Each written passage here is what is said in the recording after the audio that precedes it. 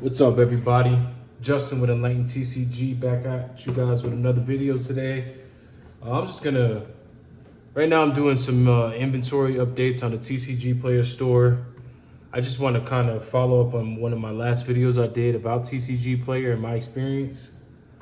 I want to let you guys know that no matter what TCG you're in, you can always start your own TCG store. There's a lot of upsides to it and a lot of downsides to it. If you don't have, for me, I work 2 jobs right now. So it's kind of hard to, get all the inventory that I do buy off of people done within like a weekend. I work 17-hour days plus doing this. And like I said, I got a girlfriend and, anybody in a relationship knows how that goes. You got to spend the time with them and all that. But for the most part, once you get a system in, it kind of gets easier after that. At first, I was doing it wrong. I was going on the inventory page and doing my inventory like that. And then, after watching some YouTube videos and learning about the pricing tab, that just changed my everything for me. I'm getting through a lot of bulk faster. I'm uploading faster. I'm getting, I've raised my prices. Hold on one second. 2, 3, 4, 5, 6, 7, 8, 9, 10. So I raised my prices. My floor pricing for like commons was like 8 cents. My uncommons was 12, and so on and so forth. And I realized, man, I wasn't gonna make no money doing that. And it's not, it's not like an easy process to upload. So you want to pay yourself for your own time. Yeah, you work it for yourself, but you got to be time manageable, right? Yeah, especially if you're working, other jobs or multiple jobs. So I kind of told myself I got to give myself a raise. So I raised my prices. So I suggest if you guys are starting out, I know you want to bust some, feels good to see your order numbers go up by the day, but set yourself a floor price because my orders actually started coming in more after I raised my prices than it was with the lower prices. And it's so weird. Like, I'm not focused on the amount of orders now. I'm just focused on the amount of the order. You know what I'm saying? Because I don't pocket none of this in my pocket. I reinvest everything I get right back into the business. 5, 6, 7, 8, 9, 10, 11, 12, 13, 14, 15. So, I was doing it wrong for almost a year. This is going on my 2nd year doing this. I took like 6 months away from it because I just needed it. I needed to get away and, handle personal stuff and just handle life at the same time. I know I missed out on a shit ton of sales, but I truly didn't care. I needed my mental health to get right. And I just had a lot of going on. So this can be a mental thing, man. You're dealing with customers that you don't know, you probably will never meet. They don't understand or care what you got going on in your personal life. So, it's kind of hard to maneuver through people who don't know you at first and foremost, and who don't really give a shit if you've got something going on. I got asthma. I was having some asthma issues during the beginning of the year. And I was in the hospital a few times, and I fell back behind on some orders. And, I tried to relay the message to some of the people who ordered from me, and I wasn't able to get the orders out in a timely manner or anything. They didn't give a shit, they didn't care that I was, my health wasn't good. I don't have no one actually helping me do this. My girlfriend does when she has the time, but she also works 3 jobs. So, I didn't have nobody to put orders together for me or send them out or anything. So, I bit the bullet on that, but I came back and I feel like I came back better than ever with this. I learned a lot. And I told myself, I want to put out some content for you guys, for the world to see, just so you know that even if you feel like you're too busy to start this type of business, you never are. on the free time that you have, man, just get onto it. Like today, I worked both jobs.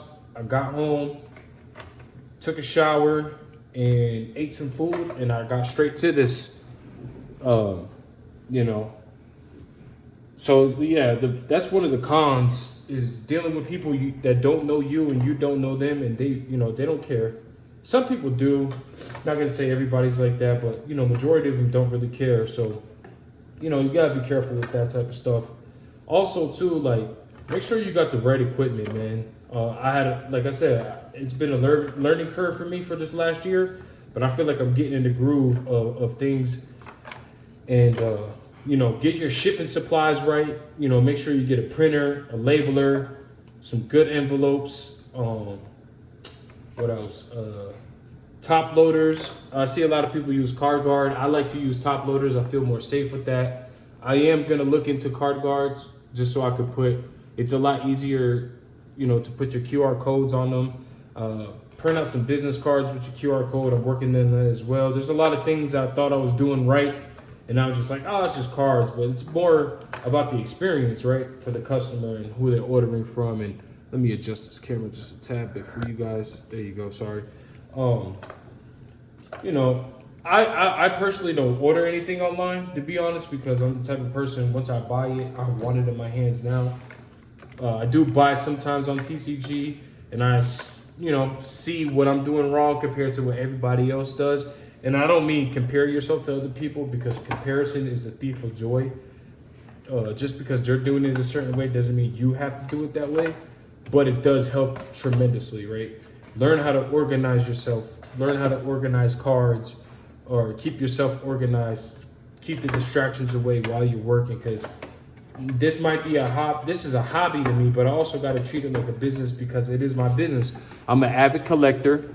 I do play the game wholeheartedly. I play on the sim. I play at local tournaments, but I also, the things I don't need for myself, I'm gonna sell them.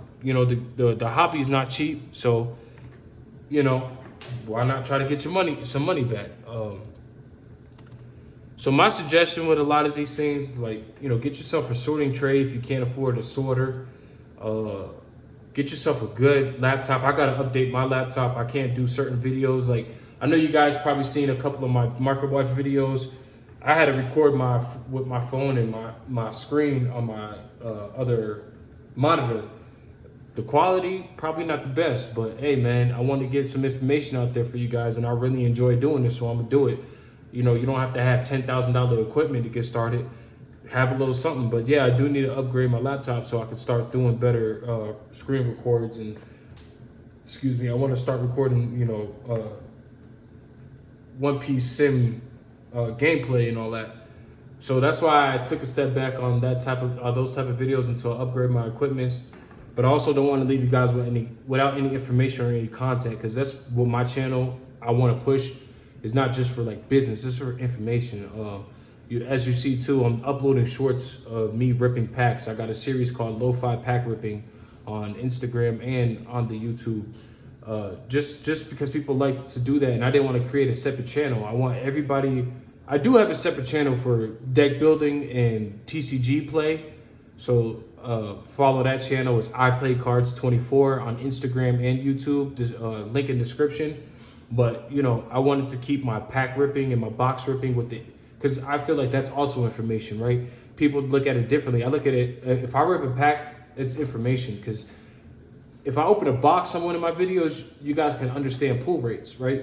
So I'm gonna do box openings. I'm gonna keep that on the channel. I'm gonna keep uploading shorts. I don't care what the YouTube standard is. What people say is separate them. I'm not doing that, because it's information, right?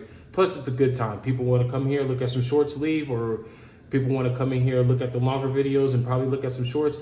It brings all types of people in. But my main thing with the channel is information. I want you guys to learn. If you want to start this business, no matter how old you are, I want you to learn the things I messed up on, so you can avoid those mistakes and get the ball rolling even faster. 2, 3, 4, 5, 6.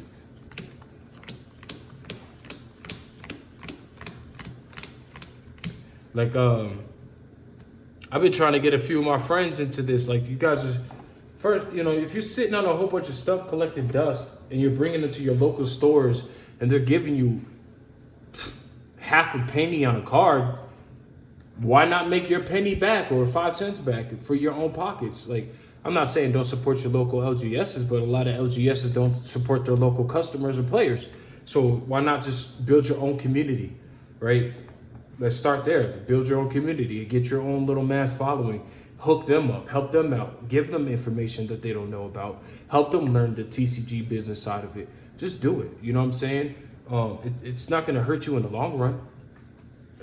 It's not going to hurt anybody in the long run. If you got a whole bunch of bulk that's just sitting there and you have the time in your hands, try it out. Try it out for like a month, not a week, like a month, right?